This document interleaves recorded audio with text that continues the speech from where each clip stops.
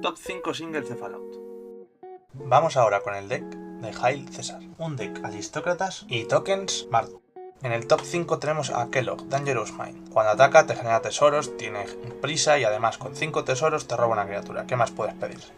Puesto número 4 para Paladin Elizabeth Daggerty, que atacando con otras criaturas te da robo, puedes poner una criatura de X o menos, decks de Winota, correr insensatos. Puesto número 3, bronce para Wild Wasteland. Te esquipeas el robo, te da 2 exiliadas, como un Pyrexia Arena, las puedes jugar sobre este turno, decks de exilio, cuidado Plata y segunda posición para Bats, con Split Second, un buen barrer mesas asimétrico en el que puedes barrer por ejemplo tokens y otras criaturas, muy bueno. Ganador y puesto número 1 para Rose Cutthroat Rider. Los Junks te dan rojo y generas muchos Junks. Vas a poder exiliar cartas y no te va a faltar mana.